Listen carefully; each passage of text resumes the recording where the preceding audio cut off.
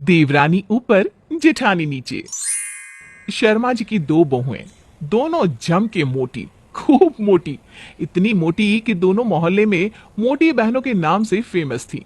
देवरानी रानी और जिठानी शिवानी दोनों ही इस बात से परेशान रहती कि वो दोनों कैसे पतली होंगी। क्या है जी, ऊपर का पोर्शन दे दिया है मुझे। आदमी खाना खाने के बाद कहाँ वॉक करे, भाभी तो नीचे पार्क में टहल लेती है। हाँ तो तुम भी टहल लिया करो ना उनके साथ, किसने मना किया है। नहीं नहीं, अच्छा थोड़ी ना लगता है। आप तो बस किसी तरह भाभी को ऊपर के पोर्शन में शिफ्ट करवा दीजिए।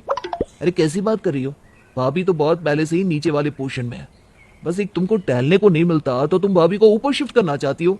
रानी की बात पति तो नहीं मानता, लेकिन वो सोच लेती है कि वो किसी न किसी तरह नीचे वाले पोर्शन में शिफ्ट हो जाएगी। फिर अगले दिन, अच्छा रानी और शिवानी, मैं चलती हूँ गांव। अब ये घर तुम दोनों को ही देखना है।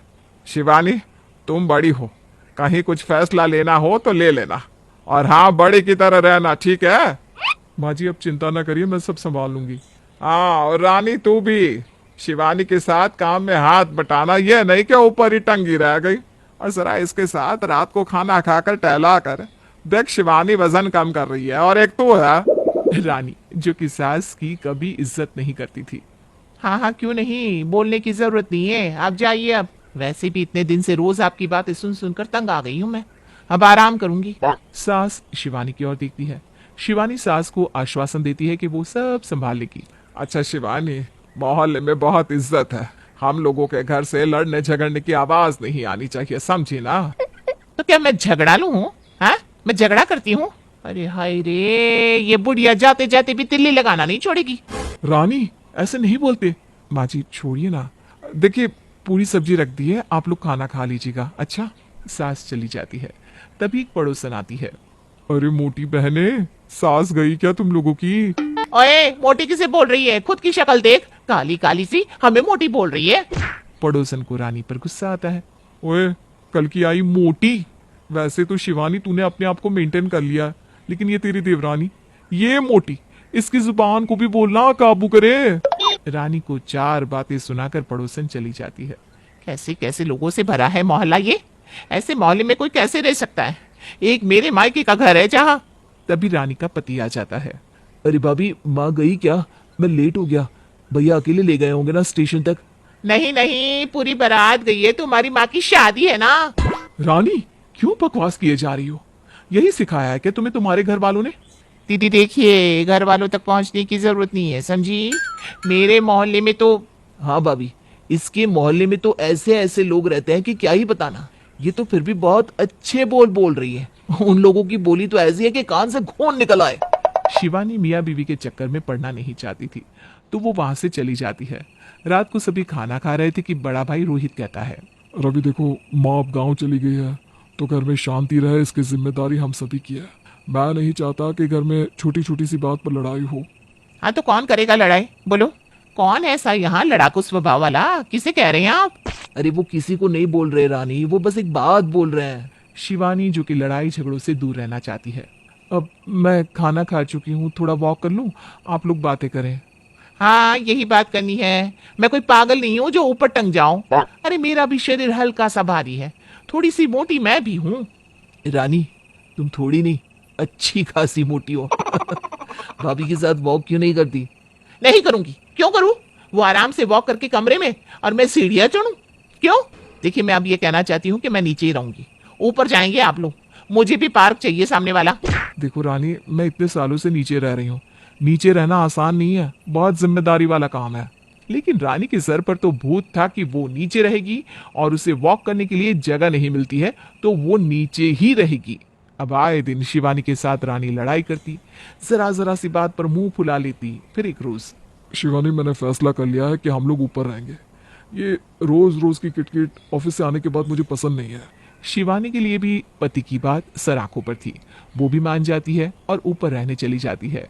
उन लोगों के ऊपर जाने के बाद देखा माँ, लड़ लड़ कर मैंने इस घर में इतनी चरस बो दी थी कि दोनों भागे ऊपर। मजा ही आ गया। सही किया, अब पूरा पार्क बड़ा सा तेरा, खूब वॉक करना और पतली हो जाना मेरी बच्ची, ठीक है। और वो तेरी जेठानी, वो अब खा खा कर और मोटी हो जाएगी। अगले रोज सभी खाना खाते हैं। खाना खाकर शिवानी जैसे ही पार्क में वॉक करने जाती है, रानी लाइट बंद कर देती है। रानी, ये क्या कर रही हो? हाँ, देख नहीं रही हो, भाभी वॉक कर रही हैं। अरे पर मुझे सोना है। लेकिन तुम तो खाना खाकर सैर करने के लिए ही तो नीचे आई हो ना, तो टहलो ना अब। रानी, जो कि सिर्फ शिवानी को पतला नहीं देखना चाहती थी, इसलिए। अब हाँ, लेकिन अब मन नहीं है। शिवानी, जिसे लड़ाई झगड़ा पसंद नहीं होता है, वो चुपचाप ऊपर चली जाती है। सभी सो जाते हैं कि सुबह 4 बजे घर की बेल बजती है। ए जी, इतनी रात को कौन है? यार प्लीज सोने दो, ऑफिस भी जाना है। सारा दिन वहां काम करो कि रात को दरवाजा खोलो, देख लो।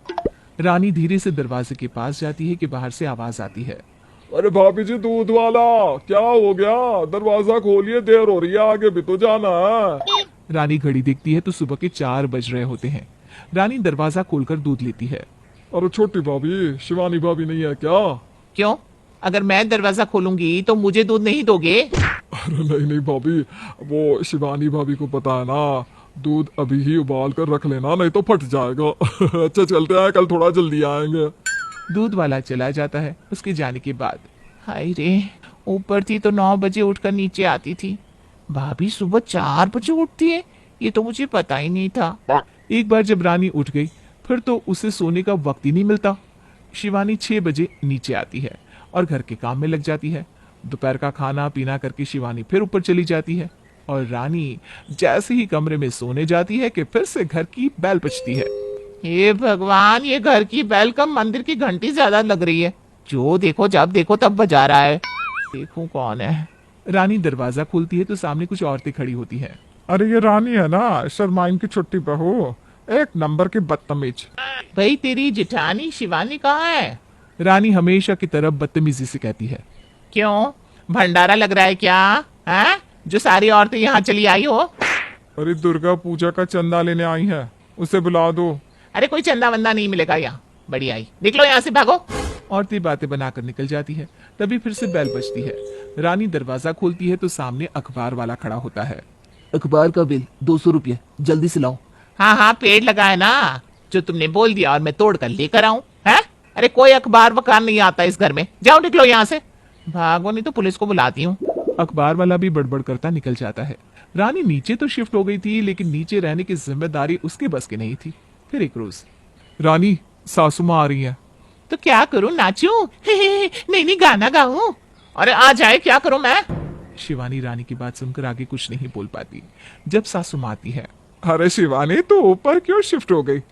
मैं इस रानी के साथ नहीं रह सकती, तू नीचे आ जा बेटा। क्यों नहीं रह सकती? बहू हूं मैं आपकी, और मैं नहीं जाने वाली ऊपर। सास भी क्या करती, घुटने के दर्द के कारण वो भी ऊपर नहीं जा सकती थी। तो फिर अब सुबह 7 बजे, रानी चाय ला।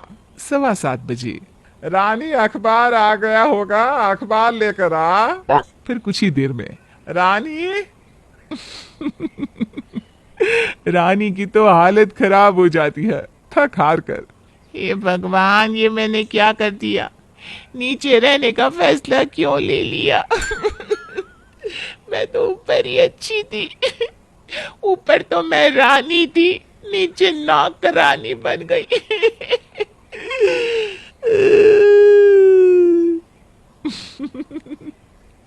तो ये कहानी यहाँ खत्म नहीं होती। आगे क्या होगा देखिएगा इस कहानी के दूसरे पार्ट में।